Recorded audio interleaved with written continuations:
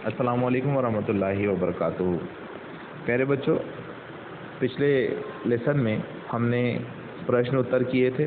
उम्मीद करता हूँ होमवर्क आपने किया होगा। मैंने 5 टाइम आपको जो है लिखने के लिए होमवर्क दिया था, उसी को याद भी करना है। इंशाल्लाह टेस्ट भी इस लेसन पर जल्द ही आपका होगा, तो टेस्ट की तैयारी के हिसाब से भी आपने उसको याद करके रखना है। ठीक है, आज पेज नंबर 10 पर हम आए हैं। पेज नंबर 10 आपके सामने है। पेज नंबर 10 पर दिया है सही कथन के सामने सही और गलत के सामने गलत का चिन्ह लगाएं, है ना। यानी राइट रॉन्ग है ये। ठीक है, राइट रॉन्ग लिखना है आपने, करना है इसको। तो पेंसिल रेडी रखिएगा, मैं पढ़ रहा हूँ, आपने इसको राइट और रॉन्ग लगाना है। Tick for the correct and cross for the incorrect statement. ठीक है, पहला क, अलग रंग रूप और वेश अलग होने पर भी हमारा देश एक है। सही है या गलत है, इसको आपको टिक करना है। अलग रंग रूप और वेश अलग होने पर भी हमारा देश एक है। सही है ये बात या गलत है? लगाया आपने? ठीक, वेरी गुड। बहुत ही आसान है, बिल्कुल ठीक है। नेक्स्ट, जब हम लड़ते हैं तो माँ दुखी नहीं होती। जब हम लड़ते हैं तो माँ दुखी नहीं होती। राइट है या रॉन्ग है? लगाइए। लगाया आपने? Very good. हमें अपनी आज़ादी को हर हालत में बचाना है। पेंसिल रेडी रखा कीजिए आप। जब भी हमारी एक्सरसाइज चलती है तो पेंसिल आपका रेडी होना चाहिए, बिल्कुल शार्प करके उसको रेडी रखें आप। ठीक है, तो ग में थे अपन।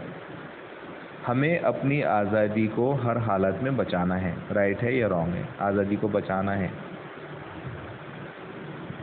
नेक्स्ट, हमें घर घर में लोगों से भेदभाव मिटाने हैं। हमें घर घर में लोगों से भेदभाव मिटाने हैं। राइट है या रॉन्ग है? लिखिए। लास्ट, बापू ऊंच नीच के भेदभाव की भावना को मिटाना चाहते थे।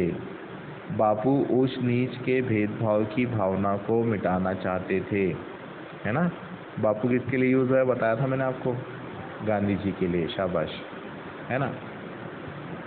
तो लगाया आपने इसको? ओके। नेक्स्ट, अगला नीचे आइए। भाषा कौशल्य, लैंग्वेज स्किल्स। दिए गए शब्दों में आई मात्रा सामने लिख लें।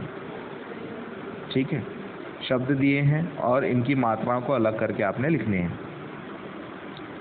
Right matras of the given words.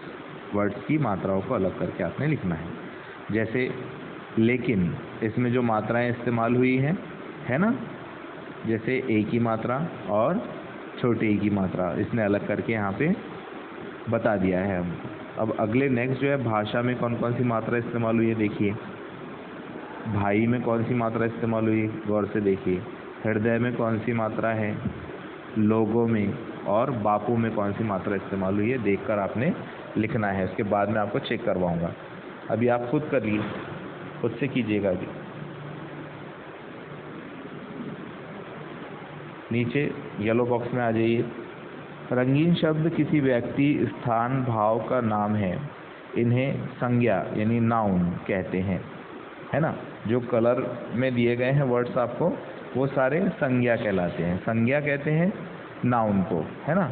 अब नाउन का मतलब नाम, है ना, किसी भी चीज़, जगह, है ना, किसी भी शख्स का नाम, किसी भी जगह का नाम, किसी इमारत का नाम, उसको आप संज्ञा कह सकते हैं, नाउन कह सकते हैं। ठीक है, अब यहाँ पे नाउन्स में बता रहा है वो, धर्म और भाषा के झगड़े अरे कौन फैलाता। तो इसमें नाउन्स कौन कौन से हैं?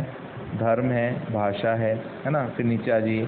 पूछ रही है दुखी हृदय से अपनी भारत माता। अब इन लाइनों में जो है, हृदय नाउन है और भारत माता नाउन है। ठीक है, समझ में आया इतना? अब चेक कर लीजिए आपने सही किया है या गलत किया है। गलत तो किया नहीं होगा, मुझे उम्मीद है आपसे आपने सही ही किया होगा। ये एक नज़र आ रहा है आपको।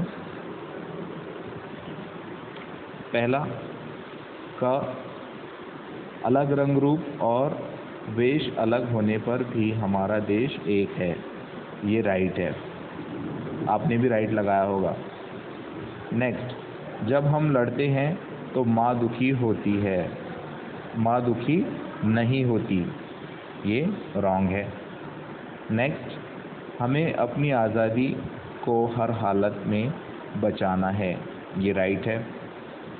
अगला, हमें घर घर में लोगों से भेदभाव मिटाने हैं। ये भी राइट है। अगला, बापू ऊंच नीच के भेदभाव की भावना को मिटाना चाहते थे। ये भी राइट है। किया आपने। अब नीचे आ जाइए।